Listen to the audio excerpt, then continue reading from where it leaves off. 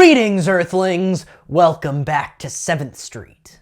You are a fool, you give your liar. Tell me where your friend is and I'll let you go. Okay, well, now I am officially at 1,000 subscribers, so I guess that means I should start paying attention to what you guys actually want to see. How about we do another Italian movie review? A Fulci review.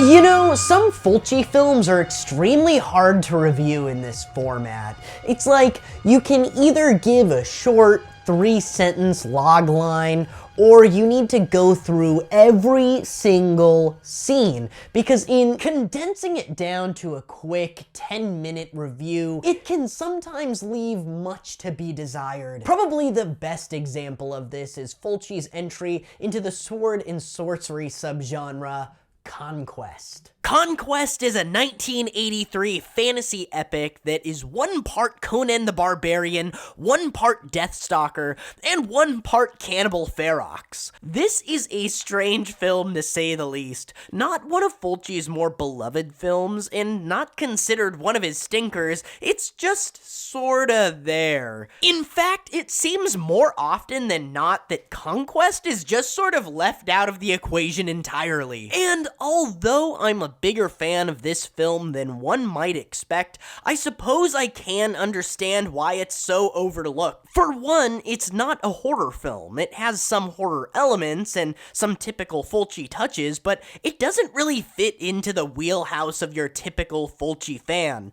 And second, it's pretty goddamn confusing. I've watched this film at least a dozen times in my life, and I'm still not entirely sure what it's about or what's supposed to be happening. You know what this sign means? It means every man is an enemy. So why did you save my life? I didn't save your life. I saved this.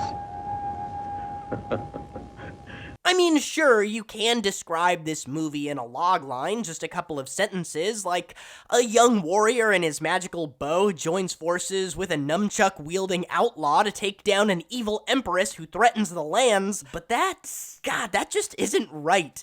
I mean, I guess that's the point that's arrived at, but it just doesn't seem to do the movie justice. Conquest is an experience that compares to no other sword and sorcery movie that I can think of. It is pure insanity. People who talk about Fulci dream logic really need to see this film if they haven't. It seems the film existing in a universe completely outside of the realm of our own was exactly what Fulci thrives on. All bets are off, and the director is given free rein to do whatever he dreams up. It's quite magical.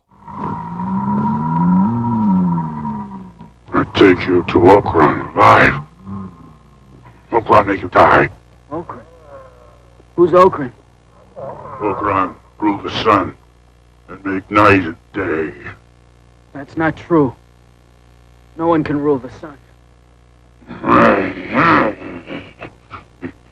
Right from the very first scene, this movie sets the tone for how weird it's going to be. A bunch of, I don't know, gods? Are they supposed to be gods? They're translucent and, in some shots, gigantic, and they're depicted over a very serene, very foggy beach. Jolly old Saint Nick here is giving a pre-quest prep talk to our hero, Elias, who should look very familiar to you Fulci fans out there, as he was the duck-voiced slasher himself, the New York Ripper.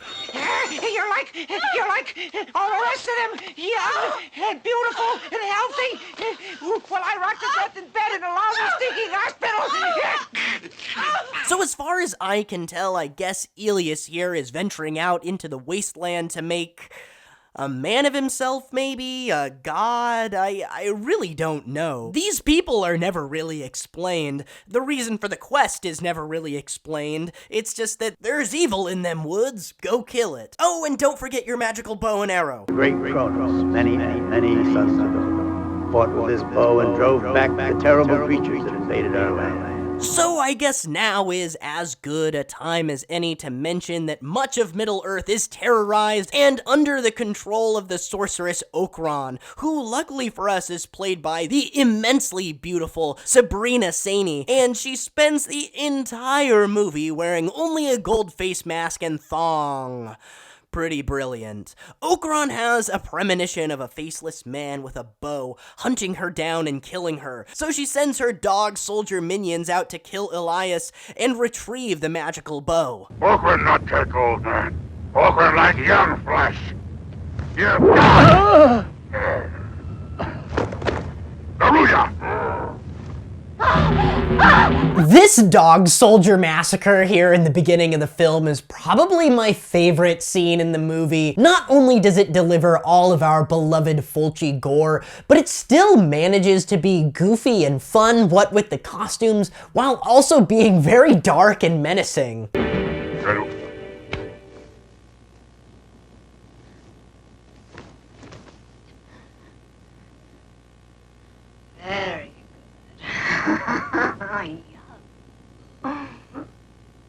Elias is then saved by a nunchuck-wielding outlaw named Mace. I'm no martial arts expert, but Mace's nunchuck skills don't seem to be all that impressive.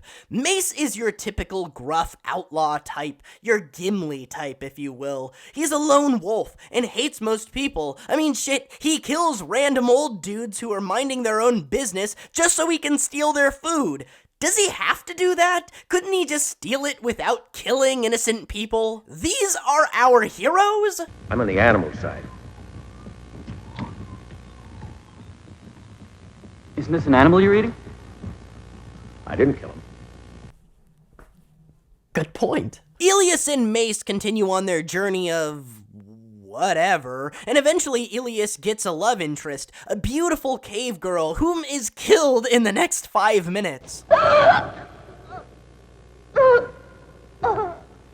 But this at least gives Elias a motivation to go after the evil Okran, but along the way, Elias is poisoned by some flying bush darts, so it's up to Mace to brave the evil zombie swamp to find a cure for his friend. Why are there zombies in this swamp, and are they a part of Okran's evil army, or are they their own thing? Who cares? Mace finds Elias a cure just in time, and then something really unexpected happens. Elias decides he's done with this whole stupid journey. He's going home. I'm not leaving. I'm running away, let's be honest. But once he's halfway home, his father, the Santa God, speaks to him telepathically, trying to convince him to turn around and continue on his journey of, killing Okran, I guess? You have already chosen your path, my son. The path of courage and sacrifice. No matter what happens, I shall not forget these words. So, Elias once again turns back and arrives just in time to save Mace from some super cool kung fu spiderweb mummies.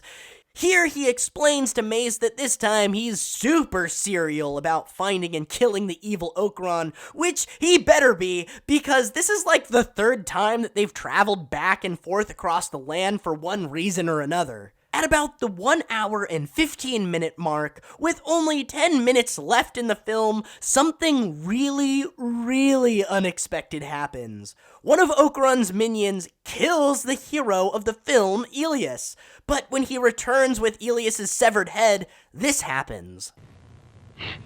Daughter,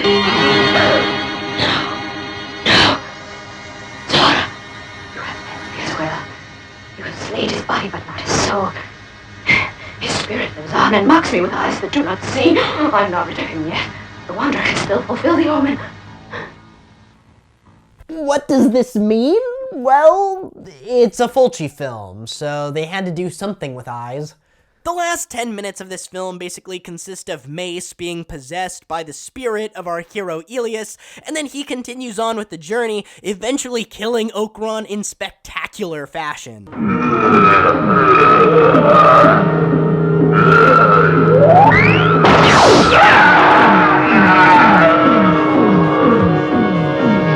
Didn't I tell you this was a weird one. There are some aspects to this movie that I think are really great. Firstly, I really like that in the beginning of the movie, Ilias has no intention of killing Okron. It's only after a premonition that Okron decides to start the beef, which in turn leads to her eventual demise. I really like that twist. I think it's rather clever. I will say that it is pretty odd to me that Fulci decided to do this film when he did, in 1983, only 1 year after the New York Ripper, and 2 years after his magnum opus, The Beyond. The man was clearly on a roll at this point with the grindhouse horror genre, and making a cash grab fantasy epic seems like a big risk. I often wonder how much Conquest contributed to the man's fall from grace. Just more proof that Fulci truly had no security blanket when it came to a film genre. All in all, Conquest is pure and utter batshit insanity and requires its viewer to just dive right in and not ask too many questions. This one is all about the ride.